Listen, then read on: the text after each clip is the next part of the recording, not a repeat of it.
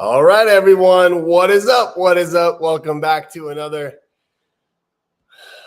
live stream with Parham. I'm really grateful for the opportunity to be here today and hopefully add a little bit of value to your day, to your life, to your week. And if I did my part, I'd be really happy for that. So for those of you watching this for the first time, let me do a quick introduction of myself and what you can expect here. First and foremost, we've been doing this for about 4 years every single Saturday.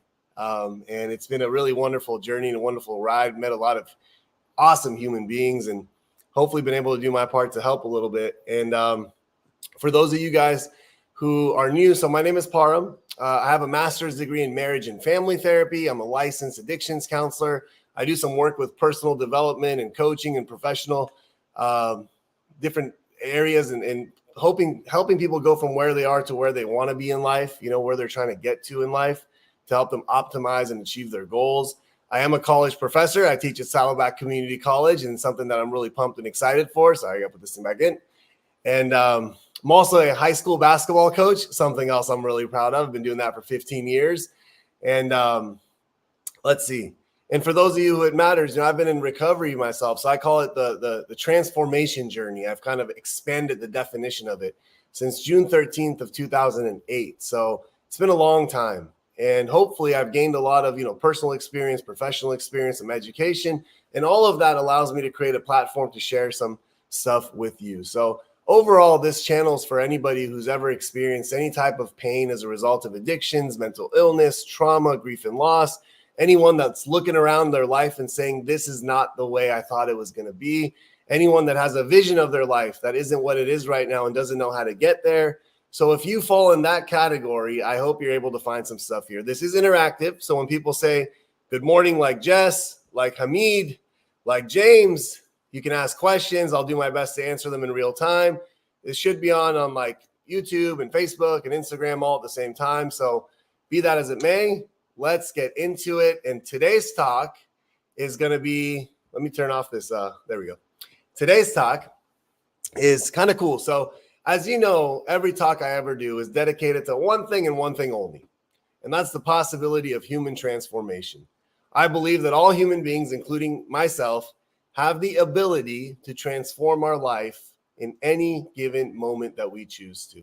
We can transform how we talk, how we walk, how we act, the way we engage with others. It's a choice, and it's available and accessible to all of us. Now, some people take that on and do the work necessary to make that transformation become a reality. And some people just wish about it or think about it or hope for it.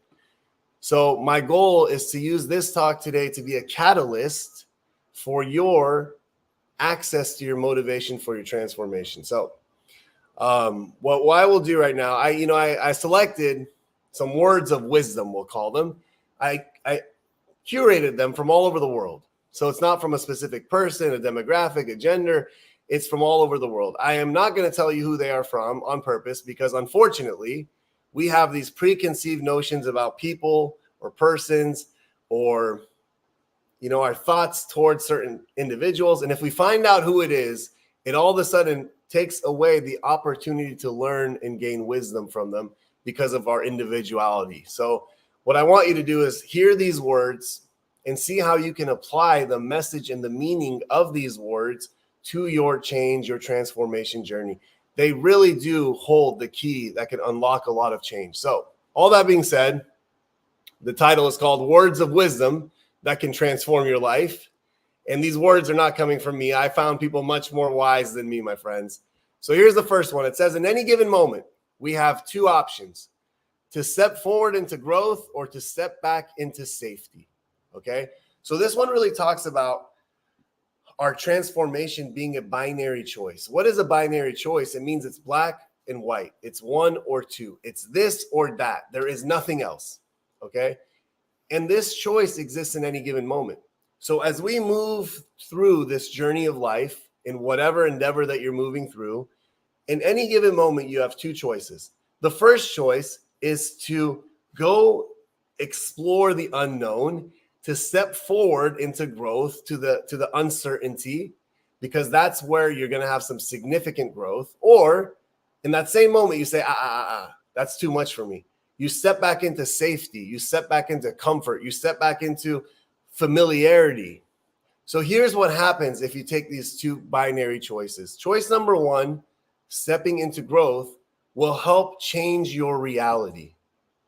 Because when you make yourself uncomfortable, when you put yourself out there, when you go take a dive into the fears of yourself in your life, on the other side of it, there is a world that you haven't explored yet, a world of change. However, if you step back into familiarity and you step back into comfort and safety, what you will experience is the exact same life that you currently have, if not a little bit worse, because we tend to regress over time. So the question is for you. Do you like the life you have? If the answer is yes, continue on, boo-boo. None of my business. But if you say that there's areas of your life that you want to experience some transformation and change, the binary choice in this moment is to step into the growth. Step away from the comfort, the safety, the familiarity. Step into the growth and see what happens. If you do, I can't wait to see what's on the other side for you. So that's the first one. Let's see. We got a comment there. Just a lot of good mornings and people checking in. I appreciate it. The next one we have, and this comes from a person that I really love. It says, the greatest discovery of all time. Ooh, that's a bold statement. Is that a person can change his or her future by merely changing his or her attitude. So the greatest discovery of all time, we're not talking about like electricity. We're not talking about penicillin. We're not talking about all these advances in medicine. We're talking about the greatest discovery of all time is that a human being can change their future by changing their attitude. Woo! So how is that the case? Man, it's so simple. See, the way I think about myself, I think about life, I think about others in this present moment is dictating the quality of my future that I haven't even walked into yet. If I go into this present moment with a negative attitude, with a defeated attitude, with an attitude that I don't deserve, that I can't have, that what's the point? How do you think the future is going to unfold? It's going to be a flavor of that. And all of a sudden we're in a future that we say, oh God, I can't stand this. But in this moment right now, if I change my attitude, if I look at opportunities, if I enter it with a growth mindset, if I enter it with love and with compassion, guess what kind of future is waiting for me? A future that's going to have a heck of a lot of that. You see, our life is a reflection of our thoughts, our attitude, our beliefs. It is a choice. Our attitude is a choice. You know, and again, I coach high school basketball. I teach college classes. I work with people that some of them are highly successful and some of them are just trying to figure out what they're trying to do in life. The first thing we always check in is, how is your attitude about it? Yeah, you can control it. And if you got a negative attitude, I mean, what do you think will happen in the experiences you're going to have the next day, the next day, the next day? They all have this shade, this tint, this paint, this tint of negativity, ultimately toxicity. So my friends, take that quote for what it is and really, really think about it. Because if you're someone that has yet to be able to accomplish the goals that you're trying to accomplish and have the change and transformation that you want to have, maybe if you troubleshoot it, it goes all the way down to your attitudes. And sometimes if you come from a life that things didn't go the way you wanted them to go as a child, and it really impacted your attitude, and it impacted, it's like, what's the point of trying anyways if it always goes to, just know that you're not that person anymore. You don't live there anymore. You're an adult in this moment. You have the power to choose in this moment. Choose wisely. Attitude adjustment. Counselor Jim coming in, just saying what I had to say in 2 words, and I said it in 7 minutes. So the next one I have here is, and the day came. Oh, I love this one. So here's why I like it. I love metaphors. I think some people can understand with literal things, and some people can understand with metaphors. I like metaphors. I just feel like it softens the blow. This one says, and the day came when the risk to remain tight in a bud was more painful than the risk it took to blossom. So we're talking about the world of flowers here, right? Let's think about a rose. One of the most iconic, beautiful, universal symbols of like just beauty, right? It really is. And like what it represents, how it's celebrated, how it's used. Well, that beautiful rose flower, at some point, it was a rosebud.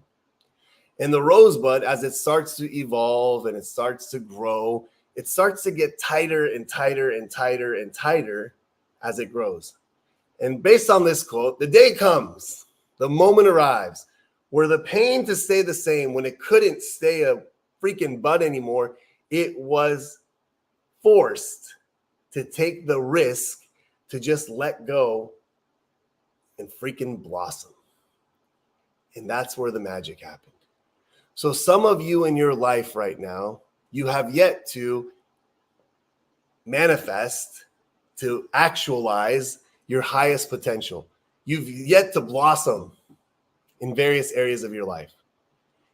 And maybe the reason is because you're scared or unwilling to take the risk to unbud this thing, to let loose, to just let go, because you're afraid of what's on the other side.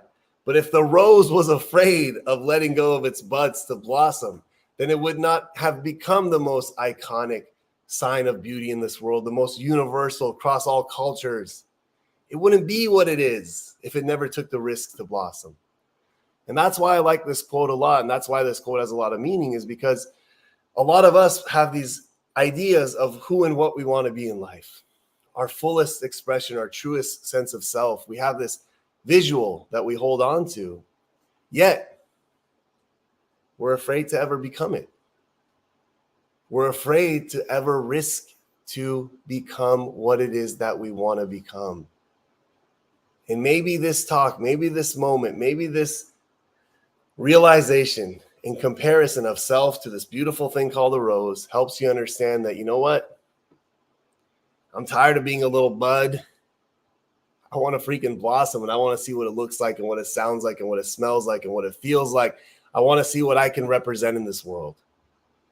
And my hope is that you take that risk. Now, the next one comes from one of my favorite people. And he says, your life does not get better by chance. It gets better by change.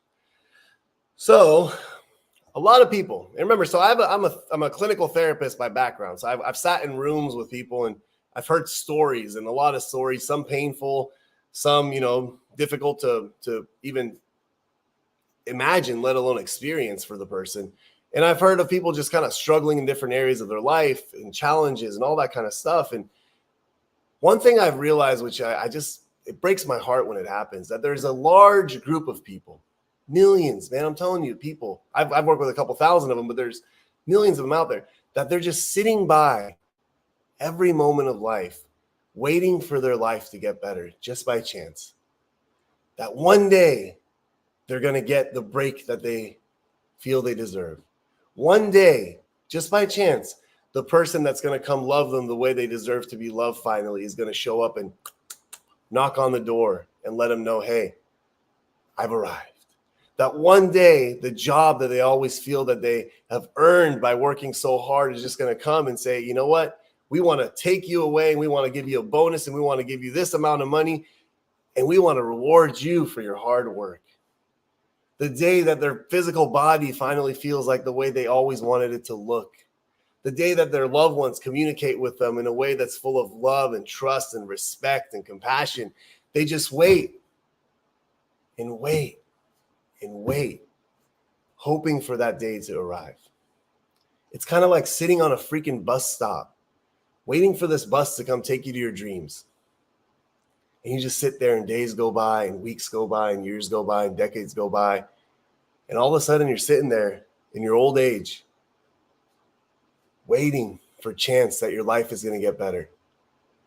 And then you just die. That bus never came. That bus is never going to come. If you're waiting for your life to get better by chance, I'm telling you this right now, it's a very dangerous game to play. It's almost equivalent to playing the freaking lottery, man.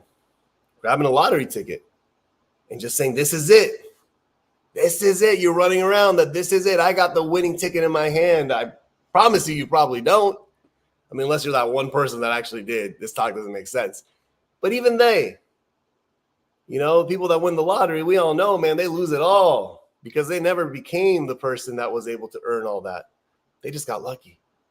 So how does your life get better? If it's not by chance, it's by change. You must change for your life to get better. You must change and improve yourself for your life to get better. You got to change literally how you engage with this thing called life, how the skills and tools you develop, the way you communicate, the way you carry yourself, the way you work on your past and take action in the present and create your future. You got to change. And when you change, so will your life. There is no external change without internal grind and hustle and progress. It just doesn't happen that way. If it does, it's temporary, it's momentary, but it will go away. It'll subside. It's only an illusion. So this one, I really want you to think that if you're sitting there just waiting and hoping for one day for it to get better, you're just sitting at that bus stop waiting for the bus to come take you to all your hopes and goals and dreams. This specific word of wisdom is going to tell you to stop it. Stop it. Whew. So the next one we have here, I think this might be number 4 or 5. It says, everyone thinks of changing the world, but no one thinks of changing themselves. You know, this is specifically an important one in this stage, in this time of our society, coming into the next few months, which we know are going to be highly divisive, highly controversial, highly just intense, full of emotions, intense emotions. Because why? Everyone's going to say, those people are all wrong. If only they knew what they were doing, then we wouldn't have the problems we have right now. And those people are going to say, those people are all wrong. If only they were doing what they're supposed to be doing and acting the way they were acting, we wouldn't have all the problems we have right now.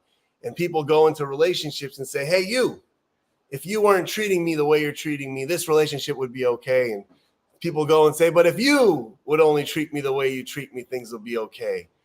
And you know what? It's so easy to pick out the flaws and faults of everyone else. It's so easy to identify what needs to be changed in people and places and things. It's the easiest thing in the world, especially if it's opposite of your thoughts and beliefs.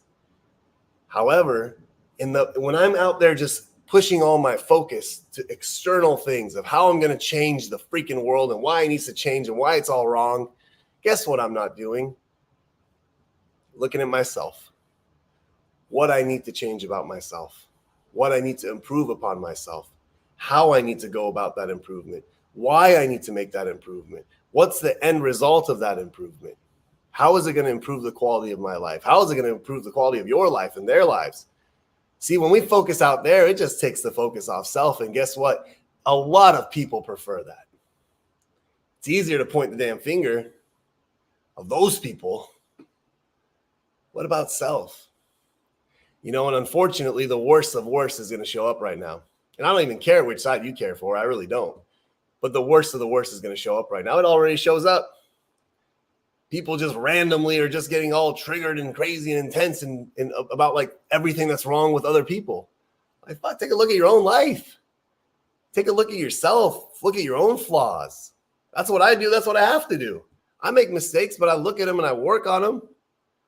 I say, how can I improve upon life? Where did I go wrong? How can I make it better tomorrow for myself and others?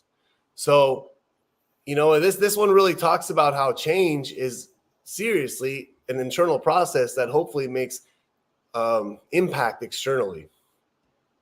I like this one, Jim. Focus on problems just because it causes more problems. Focus on solutions and you get solutions. And that is, so there's 2 ways to look at something, right? An event's happening. If you hyper focus on the problems of what's wrong, all you're going to see is what's wrong. And if all you see is what's wrong, guess what you're going to see more of? More stuff that's wrong. But if you focus on solutions, and actually probably brings people together too, especially when there's like divisiveness. If you find a way to freaking compromise and find solutions and maybe bring the intensity down and the volume down and increase the love and the compassion. I mean, what? It's so great. Like some of these things I say, people say, well, that'll never happen. Well, why not? Why can't that stuff happen, man? Makes me sad. So the next one I have here is, I love this. It says transformation is not a future event. It is a present activity. See, a lot of people think that transformation happens somewhere out there. Change happens somewhere out there. Next week, next month, next year is when my time's coming. I'll get to it, but I'll get to it tomorrow. My life will get better, but it's going to get better then. Here's the thing. If you're not willing to do it now, you probably won't be willing to do it tomorrow. If you're not willing to take the actions necessary to change your life in this moment, do you think that magically in the tomorrow land that you're going to be this person full of enthusiasm and motivation? Don't lie to yourself. See, transformation is a present activity. And here's the reason why. If I choose to step into the growth and discomfort and take contrary actions in this present moment, and I double that down and double that down in the next moment, in the next moment, in the next moment, eventually this thing called a few days or a few weeks goes by. And if I continue to take that action in the present moment and that take the right activity, this thing called a month goes by. And then I've experienced transformation when that time comes. It didn't come at that time. It came as a result of what I did in each moment, in each activity in the present, here and now, which created that future to be different. Don't forget the power you got over this thing called the future. And don't forget or lie to yourself where that power exists, because it only exists in the present moment, right here, right now. You got to take my word for it. If you don't take my word for it, take this quote for it, and find out who it's from. Someone really, really smarter than me. What's up, everyone? Everyone's saying hi. Good morning to the Hosseins and Mahboubes and Bitas and Jales. What's up, everyone? Okay. So the next one we have here, it says, life isn't about finding yourself. Life is about creating yourself. Again, we somehow think we've been brainwashed, led to believe that out there, something exists that's going to bring me peace, joy, contentment, satisfaction, happiness. It's not that way. See, that's the illusion. That's the false hope. That's the lie. That's why people stay so sick. That's why people are always searching and seeking and hoping and finding and not finding what it is they're looking for, is because they think it's out there. My friends, it's right here. You have the ability to create what it is that you want to create. And where do you create it? It's inside this thing called the mind. Okay. So if you think your ideal life is out there somewhere in the ether, I'm going to tell you this, stop doing that. And right now in this moment, when you close your eyes, you think to yourself, what do I want my life to look like? How do I want to feel? Who do I want to have around me?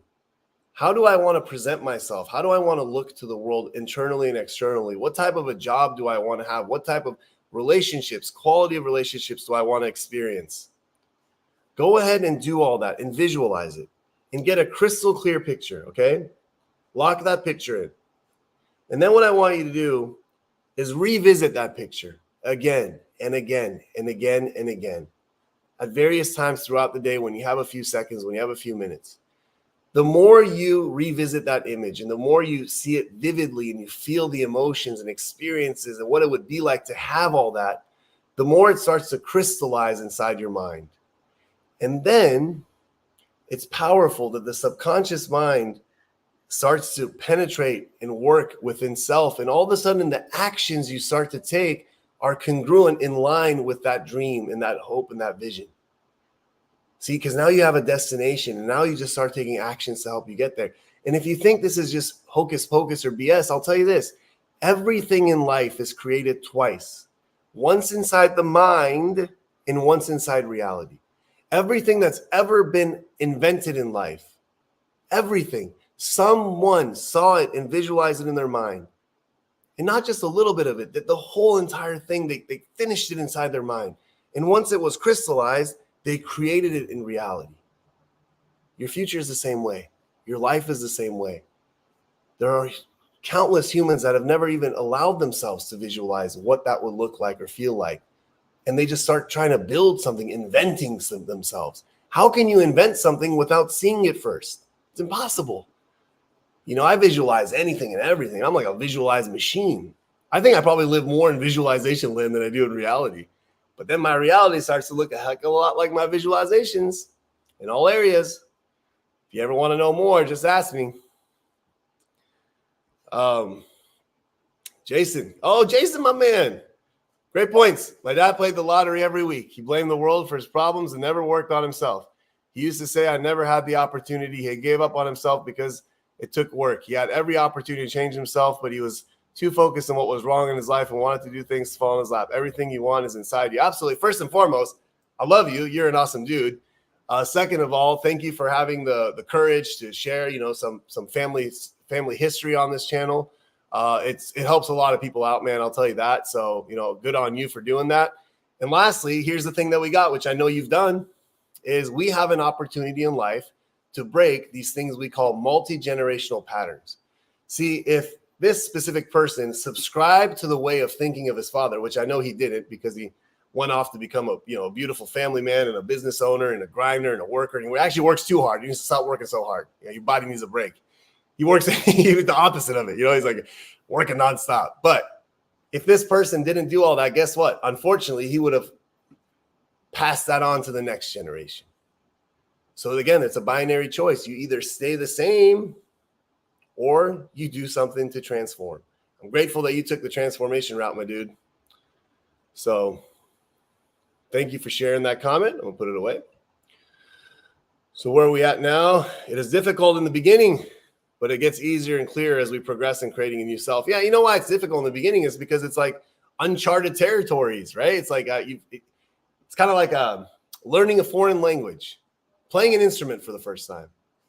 You get someone tells you, here are the notes to play this beautiful song, and you're like, meh, meh, meh, meh, meh, meh, meh. And it's like, it's uncomfortable. You sometimes don't even want to hear it. People around you don't even want to hear it. I remember my brother, rest in peace, he had like this really short stint of like learning how to play the violin when he was like I don't know, 8 years old. And I was just sitting in the other room like, dude, this is just atrocious. It's like just hurting my soul. It's like it's intense. But it's a good example because, you've seen some violinists out there that are just doing some magical things, and they got to start from somewhere, right? So, but yeah, it gets easier as we move forward. And for the record, my brother never learned how to play the violin. It was one and done, two and done. I went a little bit further with the keyboard, but, not too much further. Music is not my thing, and that's okay. So the next one we got here, there's only a few left. The secret of change is to focus all your energy on not fighting the old, but on building the new. So this is huge. So again, as a therapist, I work with a lot of people that come in and their issues have to do with the then and there, which is the past. And it's a wonderful place to start. Okay. So you always want to start because you want to find out the root cause. You want to troubleshoot. You want to see how it impacted you, how you can heal from it, how you can move on from it. But once you've done all that, stop living in the damn past. Once you've done all that, find out in the present moment how you can be empowered and create a future that looks nothing like your past. And those who are able to focus on building the new are the ones that experience the new. And those who keep focusing on the past, they carry their past into their future and wonder why their life doesn't change. Binary choice again, my friends. So I want you to hear that I never said don't address the past. It's important. I always go to the past with people and help them process. But once you've processed it, once you've worked through it, once you've made peace with it and made peace with how it's impacted you and your world and your life, let's build something that you can be proud of. And very last one that I have here, it says change before you have to. And this one takes a proactive approach to this thing called change and transformation. Ultimately, we all got to change, right? I mean, it's like a part of life. Life changes, the season changes, technology changes, people change. It's inevitable.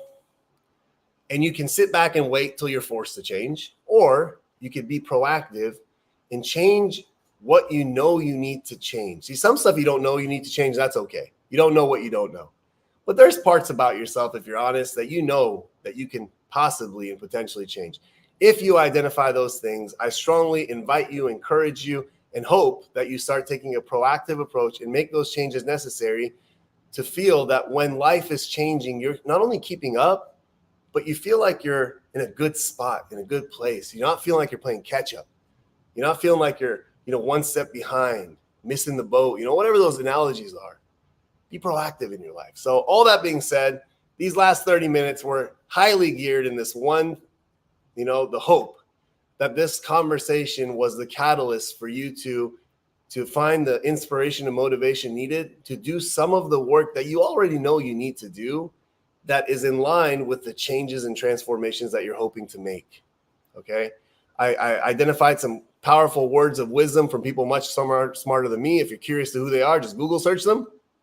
And the reason I didn't tell you who they were is because I just didn't want you to judge it before you knew who it was, because you didn't like the person's, preferences and choices and background and ethnicity and all the weird stuff that people prevent and cause their minds to be closed. So I will not be here next week. I'll be in Salt Lake City in a pickleball tournament, hopefully doing well and achieving positive results. But I'll be back 2 weeks from now, same time, same place. Love and appreciate all you guys. Adios. Bye, everyone.